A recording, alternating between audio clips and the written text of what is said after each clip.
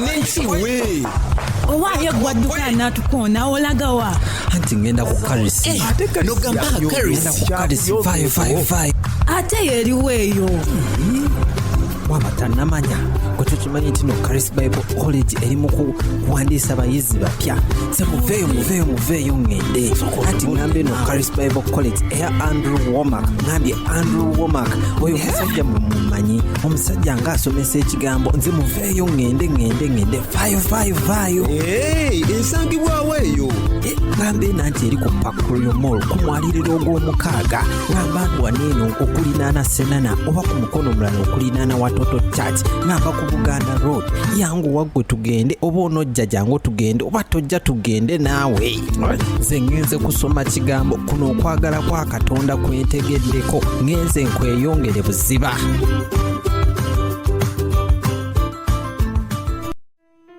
Welcome to Gospel Truth with Andrew Wommack, a teaching ministry that focuses on God's unconditional love and grace. Everything I hear him saying is truth. I know it. The truth in his word literally comes from the Bible. The more you watch it, the more you realize it is the truth. And now, here's Andrew. They suppose that Satan just attacked God, made a frontal attack with 1/3 of the angels against God. Let me say that if he would have had 100% of the angels, he still would have lost. Bwa balowooza nti sitaani yalumbagana Katonda mu lutalo olw'amaanyi ennyo ne bamalayika ekimu ekyokusatu nti kati olwo ne balyoka babanga bamukolako obulumbaganyi bamuwangule naye ka mbagambe bwe nti ne bwe bandibadde nga sitaani alumbye ne bamalayika bonna baali tebasobola kuwangula Katonda lwaki kubanga ye muyinza. God is almighty and he's bigger than anything that he's created. Katonda muyinza wa bintu byonna era ali waggulu wa buli kimu kyonna kye yeetondera. And so I personally do not believe that Satan attacked God and tried to overcome him and was cast down here to the earth. And that's how it happened. N'olwekyo nze sikkirizaganya n'omuntu agamba mbu simanya mbu sitaani yalumbagana Katonda olutalo ne luba lw'amaanyi nnyo tikati Katonda n'amusimattuka olwo lwatyo n'amusindika ku nsi mbu bwe batyo ekyabaawo. Here's another thing that I've never heard anybody else say, and that is that if you had children, and if you put them out in your backyard, but there was a lion out there, and you told your children, just, be careful, don't let the lion kill you, we'd consider that bad parenting. Kati kankugereze waliwo n'ekirala kye sinnawulirako muntu yenna ng'akyogera naye nti kati njagala okitwale nti kati waliwo omwana wo olina abaana bo obaagala nnyo kati era n'obasindika ebweru mu lujja bazannyeko naye ng'okimanyidde ddala nti waliwo empologoma enjala ennyo era gye weeraliikirira naye kati gwe n'obasindikayo bazannye kyokka nga waliyo empologoma n'obagamba naye mwegendereze empologoma tebalya obwo mba nkitwalira ddala nti nno oba muzadde omubi era atamanyi kyakkola. That would be child abuse. And yet most people think that God just put the devil down here and Adam and Eve in the garden and he left them on their own to fend against Satan. Era awo tuba tujja kugamba nti nno tolina ndabirira nnungi ya mwana naye ate kati abantu balowooza nti ye Katonda ye yasindika kati bw'atyo sitaani n'amusindika ku nsi eri abantu be baayagala ennyo abaana be baayagala ennyo nti kati olwo bo beeyiye wamu ne sitaani. I believe that Satan's transgression against God took place right here in the garden. Nze nzikiririza ddala nti obujeemu bwa sitaani bwabeerawo wano ddala mu lusuku Edeni. Not in some pre-Adamic civilization, not in heaven. Si mu biro byonna mbw ate simanya oluvannyuma lwa Adamu oba okusooka eyo mu ggulu ate ebyasooka nedda wabula kyabaawo wano wennyini mu Edeni. That right here is where Satan came against God because Satan, well, let me rephrase that. Lucifer was created by God. Era sitaani wano mwennyini mu Edeni mwe yajeemerera Katonda kuba njagala nkulage kino nti sitaani Lucifer kankiddemu bulungi nti Lucifer iye yakolebwa Katonda. And he was an anointed cherub. And I'll read you some scriptures on this in Isaiah 14 and Ezekiel chapter 24. Era yali muweereza wa Katonda Lucifer nga yera Katonda yamwetondera ng'amwagala nnyo ng'era amuwadde amafuta. Nja kikulaga kino mu Ezekiel ne mu Isaaya. And he was a created being, and it says in Hebrews chapter 1 verse 14 that all of the angels are ministering spirits sent forth to minister for those who shall be heirs of salvation. Era kyali kitonde kyabwe katonda Lusifa, era nga bw'agamba ne mu Ebulaniya ekisooka 14 nti bamalayika bonna gy'emyoyo egitumibwa okuweereza abagenda okusikira obulokozi. Angels are here to serve us N'olwekyo bamalayika bali wano ku nsi kutuweereza ffe. and to accomplish our will. I believe that God put Lucifer in the garden, not a fallen angel, not Satan, but the created angel. He was in the garden in his perfect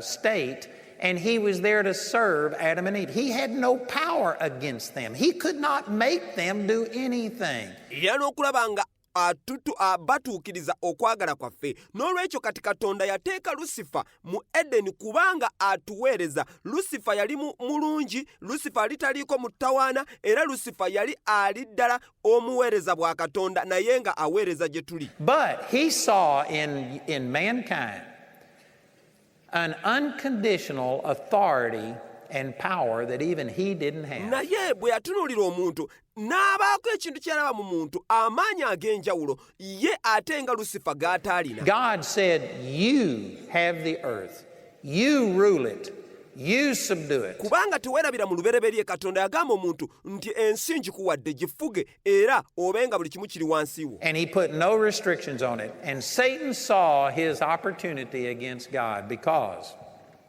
Romans chapter 6 verse 16 says, know ye not that to whom ye yield yourselves servants to obey, his servants ye are to whom ye obey, whether of sin unto death or of obedience unto righteousness. Kubanga era olaba nti Sitaani yalabanga Katonda ekintu obuyinza buno bwe yawa omuntu teyabuteekako bukwakkulizo bwonna, era kati olwo n'abanga yeegomba obuyinza obwo naye okubufuna. Kati jjukira nti mu Baruumi 6:16 wagambira nti tomanyi nga gwe mwewa okuba abaddu mu boddu bw'oyo gwe mwewa okuwulira oba ekibi okuleeta okufa oba okuwulira okuleeta obutuukirivu. Whoever you yield to in your actions, you empower them, you submit yourself to them, you take what you have and you give it to them when you yield. Olaba nti ekyawandiikibwa kigambye wano mu Baruumi 6:16 nti oyo yenna gwe weewa okuba omuddu obeera muweereza w'oyo gwe weewadde okuwa omuddu okuwulira. So Satan knew that if he could get Adam and Eve to yield to his deception, then he could become the God of this world. N'olwekyo ye Sitaani yamanya nti singa amala n'aleetera abantu okubanga beemwewa okuba abaddu okuwulira ye, agenda kuba afuuka katonda w'ensi eno. Mankind was created to be the God of this world, but Satan came and through deception got our forefather Adam to yield unto him. And this is a radical statement. But God created Lucifer. We created Satan. Kubanga kankubulire ye Sitaani yamanya nti kati wamala n'akola ekyo okuyita mu bulimba bwe, kati olwo ffe abaatusookawo bakitaffe abaatusookawo Adamu ne mama affe Eva abaatusooka nti waabaleetera era yabaleetera okubanga bavunnama okubanga beewaayo okuba abaddu. Kino kankikugambe nti kiringa kiwuluka obulala naye kye kituufu nti Katonda yatonda Lusifa ffe abantu ne twetondera Sitaani. We empowered Satan. We gave Satan his power. Satan is not using an angelic power that is superior to us. Olaba nti kati we twamala okuvunnamira Sitaani olwo ne tubanga ffe twawa Sitaani amaanyi, ffe twawa Sitaani obuyinza. Sitaani talina maanyi gonna oba buyinza bwonna bw'akozesa nti bukulu nnyo era butusingira ddala ffe abaana b'abantu. Satan is stripped of all of his supernatural ability that he had as an angel. Sitaani bamwambula dda obuyinza n'amaanyi na buli kimu kyonna kye yalina nga malayika Lusifa. And he is only using against us the authority that God gave mankind. Era kati amaanyi gonna n'obuyinza byonna byakozesa kati eri abantu byebyo byennyini ebyo Katonda bye yawa abantu okukozesa. And this is why Satan and all of his demons have to have a body, a physical human body to manifest themselves. Yensonga lwaki Sitaani n'emizimu gye gyonna tebasobola kukola kintu kyonna nga tebafunye mubiri, beetaaga omubiri okulaba nga batuukiriza ebigendererwa byabwe byonna ku nsi kuno. This is why when Jesus cast the demons out of Legion, the man with the legion of demons begged Jesus to let them enter into the pigs because a pig has more authority than the devil. kyobalaba nti yesu bali agoba emizimu mu musajja oli eyali aliko ligioni, emizimu gyamwegayira nga gimuga bambi tuleke, naye waakiri tugobere mu mbizzi. Lwaki? Kubanga embizzi erina amaanyi n'obuyinza okusinga ne Sitaani. A grasshopper has more authority than the devil. A slime has more authority than the devil. A slug has more authority than the devil because it's got a physical body. Enseenene ezo ze muwoomerwa zirina amaanyi okusinga Sitaani. Ne kamunyeera nako kalina amaanyi okusinga Sitaani. Lwaki? Kubanga byo birina omubiri. Satan can only function through a physical body. Some people think, oh no, Satan, they cast spells and they do things. There has to be a person that he flows through to cast that spell. Era olaba nti kati Sitaani aba yeetaaga omubiri okubanga akola. Oyinza okubanga kati ogamba ate ebikolimo byo tebikola. Nedda, era n'ebikolimo byetaaga okubanga biva mu muntu. Omuntu yalina okukolima. What about seances? I've met people that have heard trumpets levitate and blow, but there has to be a medium. Olaba nti kati waliwo oli ayinza okugamba nedda waliwo amaanyi amalala ge bakozesa ku nsi kuno Sitaani gakozesa okulaba nga ayambala abantu. Kankubulire ne we gaba maanyi ga kikaaki gonna Sitaani aba yeetaaga enkwaso gy'akozesa okulaba nga yatuukiriza ebyo by'ayagala ku nsi kuno. Satan has to flow through a person. He is powerless without a person. N'olwekyo Sitaani ye enkwaso gy'aba yeetaaga ya muntu kubanga talina kintu ky'asobola kukola kyonna ewatali mubiri. Now even if you aren't cooperating with the devil, you're still going to have problems because we got a lot of people in this world cooperating with the devil, and he's got more than enough people to aggravate you through. N'olwekyo golumukale osobola okuba nga tosizza kimu na Sitaani, naye ate ne weesanga nti olw'okuba tuli ku nsi ejjudde abantu nga bo bassa kimu ne Sitaani, weesanga nti olw'okuba tubeera wamu n'abantu abo, weesanga nga Sitaani atuukiriza by'ayagala era okuyita mu bantu abo. But ultimately, you can't control everybody else because they have more control over them than you do, but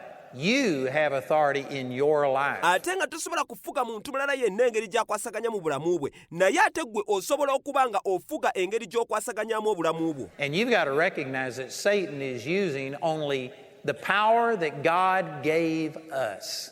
That's the only power that he has. It's deception. Ate era n'okitegeera nti Sitaani talina maanyi malala gonna g'akozesa okuggyako ago gennyini Katonda ge yatuwa ate nga bwe bulimba. And when you yield to him, you empower the devil. N'olwekyo kasita omala ne woovunnamira obulimba oba omaze okuwa Sitaani amaanyi. Amen. Let me give you some scriptures on this. Look over in Ezekiel chapter 28. Ezekiel chapter 28. Amina, katugendeko wano mu byawandiikibwa Katonda wano mu Ezekieri 28. I haven't got time to go through all of this and show you the reason, but I believe that this is talking about Satan. It's talking about Lucifer. Asina nnyo budde nnyo kubanga nkutwala mu byawandiikibwa bino byonna okulanga nkulaga obulambulukufu bwakyo, naye nzikiriza nti kino ekyawandiikibwa byogera ku Sitaani era byogera ku Lucifer era kati kankulage. And it says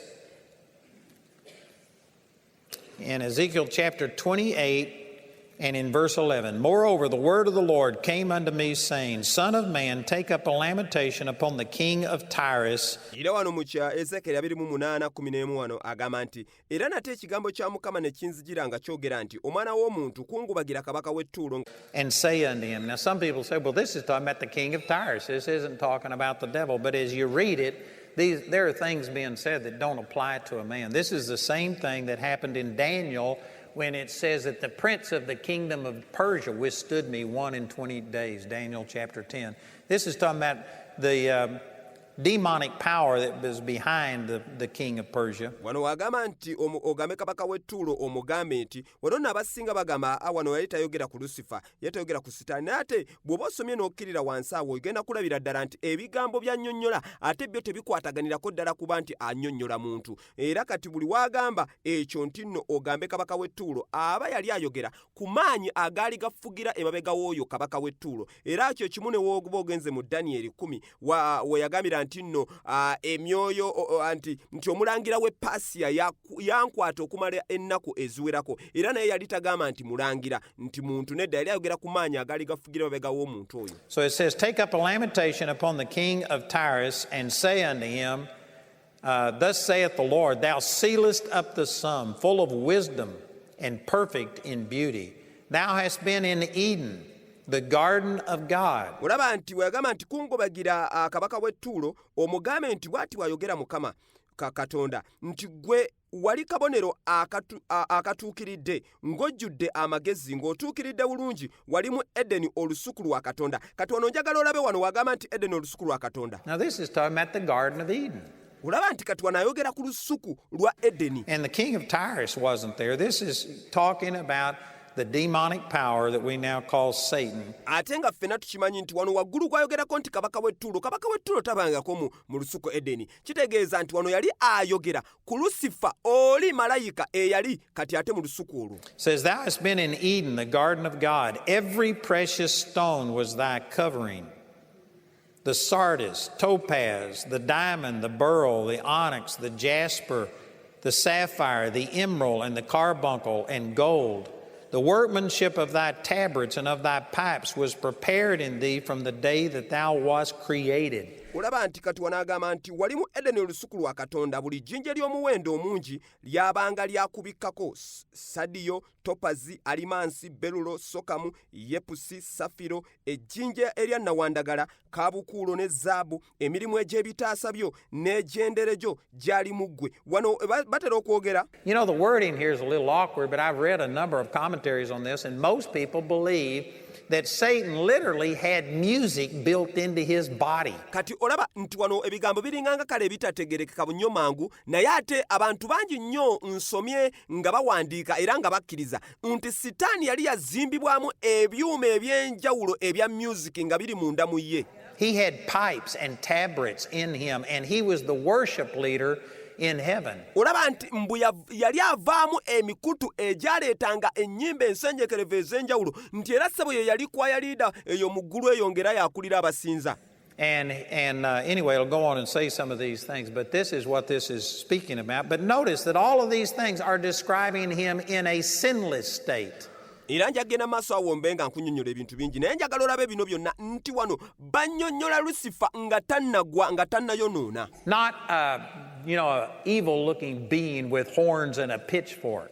It's describing a beautiful being. This is describing Lucifer in his sinless state. God didn't throw him down to the earth and expose his people to this demonic power. Era kati olaba wano bannyonnyola si kisitaani ekibi kino kye mutera okulaba mu bufirimu mbusimanya kiddugavu kiriko amayembe kirina agaaso kyonna kyonna kivaamu omuliro nedda wano bannyonnyola ekintu ekitonde eky'omuwendo ate ekisikiriza. Olaba wano kati kyekino ekyomuwendo Katonda kye yaleeta n'akiteeka mu Edeni. He was there in his sinless state to minister for them. Olaba nti yali wano kati mu Edeni naye nga tannayonoona era nga mulungi nnyo yaliwo kuweereza ate bantu. He was at their disposal, but he tricked them, deceived them, and got them to empower him. They are the ones that created Satan. Olaba nti yali abeera awamu nabo nga tewali buzibu kuba yali mulungi naye n'amala n'abakema era we baamala ne bamuvunnamira kati olwo ne baba nga bamuwadde amaanyi. So in verse 14 it says, thou art the anointed cherub. Again, this shows you it's not talking about just the physical man. This is talking about the demonic power. Thou art the anointed cherub that covereth, and I have set thee so. Thou wast upon the holy mountain of God. Thou hast walked up and down in the midst of the stones of fire. Thou wast perfect in thy ways from the day that thou wast created till iniquity was found in thee. By the multitude of thy merchandise they have filled the midst of thee with violence, and thou hast sinned. Therefore I will cast thee as profane out of the mountain of God, and I will destroy thee, O covering cherub, from the midst of the stones of fire. Thy heart was lifted up because of thy beauty. Thou hast corrupted by wisdom, thy wisdom, by reason of thy brightness. I will cast thee to the ground. I will lay thee before kings, that they may behold thee. And it goes on and on. Era kati wano mu lw'ekkuminannya yeeyongera n'agamba nti nakuteekako kerubi eyakufukibwako amafuta okukukuuma. Wali ku lusozi lwa Katonda olutukuvu ng'otambulira wakati mu mayinja ag'omuliro. Tewaliiko kyakunenyezebwa kyonna okuva ku lunaku lwe watondebwa okutuusa obutali butuukirivu bwe bwalabika mu ggwe. Mu kusuubula kwo okungi wajjula obukambwe n'oyonoona. Kyenvudde nkusuula okujja ku lusozi lwa Katonda ne kerubi akukuuma n'akugoba okuva wakati mu mayinja ag'omuliro. kituulo. Omutima gwo gwalina amalala olw'obulungi bwo, wakyama olw'amagezi go, n'okumasaamasa kwo nkusudde wansi nkutadde mu maaso ga bakabaka bakutunuulire. Era ayongera n'ayogera bingi awo. And talks about all of these things. But my point in reading these verses is to show you that Satan was the anointed cherub. At this time he was Lucifer, the anointed cherub that covered. He was in the holy mountain of God. He was in the Garden of Eden in a sinless state. Naye ekigendero kyange ekyokusoma ebyawandiikibwa bino byonna kwe kulaga nti Sitaani yali tannaba kubeerawo kati ebiseera ebyo. Twali tulaba Lusifa omulungi eyali taliiko buzibu, tannayonoona, tannagwa, ng'era ali mu lusuku Edeni, ali mu kuweereza baana b'abantu. And what he did, he transgressed against God through deceiving us. Naye olaba nti wano kati kye yakola Lusifa omulungi n'ajeemera Katonda nga akema abaana b'abantu. If he would have made a frontal attack on God, God would have destroyed him. Olaba nti singa yamala n'akola ensobi yonna, n'akola obulumbaganyi ku Katonda, Katonda yali amuzikiririzaawo. He had to do it subtly, and he saw us as the weak link in the chain. N'olwekyo alina okukikola mu lukujjukujju, n'akola atya? N'amanya nti n'afuna empenda ennafu, era n'azuula nti omuntu yalimu empenda eno ennafu. God gave us so much power and authority, and it was unconditional. He knew that God, although God would have been just to come down and kill Lucifer, he would have also had to have killed us because we are the ones that empowered him. Kubanga yakizuula nti Katonda yali awa omuntu obuyinza bungi nnyo ate nga tebuliiko bukwakkulizo bwonna. N'amanya nti kati singa mmala ne nkozesa omuntu, Katonda tayinza kujja kunzikiriza ng'ate obuyinza li yabuwadde omuntu kubanga omuntu yampadde amaanyi. We gave him that power and authority. In a sense, it's like when a person goes into a bank to rob it and all you've got's a gun. But there's guards around with machine guns and they've got superior power. Olaba nti kati olw'obuyinza obwo Katonda waba ayagala okuzikiriza Sitaani aba alina okuzikiririzaamu kati ate n'omuntu. Kati njagala nkikuwa ekyokulabirako nti singa omuntu aba ayagala okgenda mu bbanka agibbe oba abbe kale bbanka naye ng'akamundu k'alina si kamaanyi nnyo kamundu katono. How do you overcome this superior power? You go in and take a hostage. Omuntu ow'akamundu akatono abba atya bbanka ejjudde ebyokulwanyisa eby'amaanyi, kyakola awamba muntu ali mu bbanka. And you say, you touch me and I'll kill them. And even though they've got more power than you, they will allow you to escape because you have a hostage and they don't want to kill the hostage. N'olwekyo ono awambye kati akwata akamundu ka katono n'akateeka ku mutwe gw'ono omuntu gw'awambye n'agamba nti mmwe mwenna ab'ebimundu ebinene kasita munkoonako ngenda kutta ono omuntu, era bajja kumuleka omuntu oyo afulume bulungi nnyo nga tebalina kye bamukoze newankubadde wa akamundu katini lwaki kubanga alina omuntu aye tebaagala kutta muntu. In a sense, this is what Satan did. He came and said, God, you kill me, you're going to have to kill them because they willingly, of their own free will, they gave me this authority and power. N'olwekyo yeno enkola y'emu yennyini Sitaani gye yakozesa kubanga yawamba muntu n'akozesa omuntu n'agamba nti Katonda w'oba waakunzita olina okuttiramu omuntu kubanga omuntu yampa obuyinza kyeyagalire. And because of God's great love for us,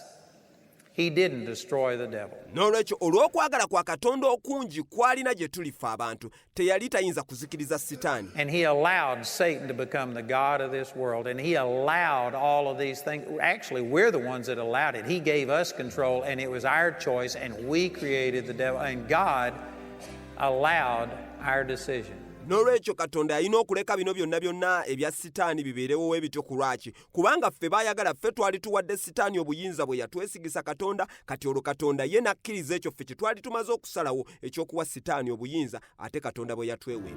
And I'm going to share, I won't have time today, but sometime tomorrow I will share with you how this is why it took 4,000 years for Jesus to come on the scene. This is why Jesus had to die. It all goes back to authority. N'olwekyo leero sirina budde naye nja kubamba nnyonnyola lwaki kyatwalira Katonda Yesu emyaka 4 okulaba ng'alabikako n'ebiringa ebyo lwaki obuyinza ate bwakyuka byonna kituzaayo ku buyinza. Eri bapatanazi ba Wommack Ministries mu Uganda tubeebaza nnyo nnyini ddala okubanga muyimirira naffe mu by'ensimbi ne mutusobozesa okubuulira enjiri eno ey'amazima mu nsi yonna. Ekyamazima ku lwammwe enjiri eno ey'amazima etuuka eri omubiri gwa Kristo gwonna. Twogera omukisa eri obulamu bwammwe, eri amaka gammwe n'enkulaakulana ey'omuggundu. Weebale kuwuliza pulogulaamu yaffe eya Gospel Truth ne Wommack. Nzikiriza nti oweereddwa omukisa. bw'obanga olina obujulizi obanga olina okwebuuza kwonna sinakindi nga weetaaga omuntu yenna okusaba naawe ku nsonga yonna tukubire ku ssimu eno wammanga 0200 330 000 ngambye 0200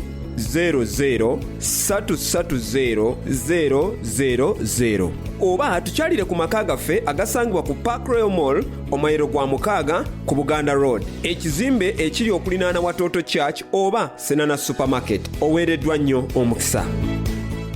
Obadde okimanyi watondebwa n'ekigendererwa mu kifaananyi kya Katonda? Jangu ozuule ogoberere era otuukirize ekigendererwa kyo eky'obwakatonda n'okuyitibwako wano ku Charis Bible College Uganda. Tukuyamba okumanya Katonda, ekisaaki n'omukwano gwe gutaliiko kkomo nga tukuzimba okufuuka oyo omuntu akyusa amawanga. Weewandiise leero ku Charis Bible College Uganda ng'oyita ku www.charisuganda.net oba tukyalireko ku mwaliro gw'omukaaga ku kizimbe kya Park Royal Mall ku Buganda Road e Kampala. Okufuna ebisingawo tukubire ku nnamba y'essimu eno 0200 oba sindika email ku charis.uga@awmcharis.com. Charis Bible College, transforming lives, training leaders, changing the world.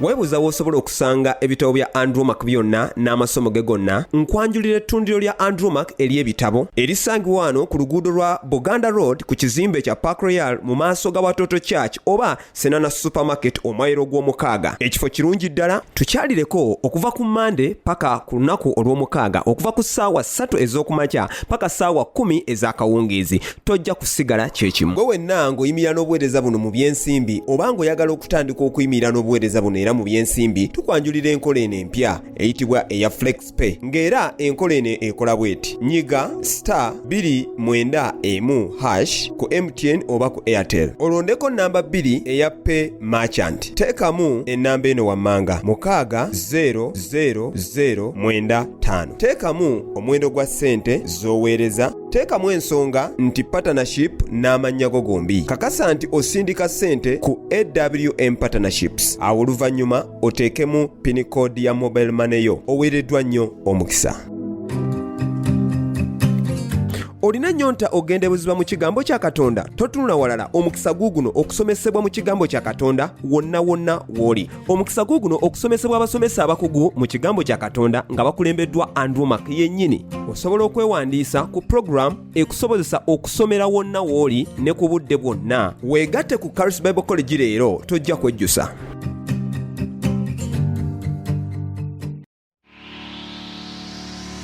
Hi there, my name is Angela and I am a lawyer. When I came to Charis, I loved God. I was pursuing His things, but I didn't fully understand who He was. Charis has helped me understand my identity and my authority. Now I can step out in boldness and with power as a child of God. My name is Marvin. I'm a graphics designer. When I joined Charis Bible College, I was a drug addict. 4 months down the road, having sat under the word, I was totally set free from all the addictions and the desires, and I am now entirely delivered. Be a part of those who testify. Enroll to Charis Bible College. Your life will be transformed, built into a leader ready to change the world. Apply online at charisuganda.net or visit us at Park Royal Mall, 6th floor, along Buganda Road, Kampala. For more inquiries, please call us on 0200 330 000. Join Charis Bible College. Join Charis Bible College. Come on to Charis. Charis Bible College, transforming lives, training leaders, and changing the world.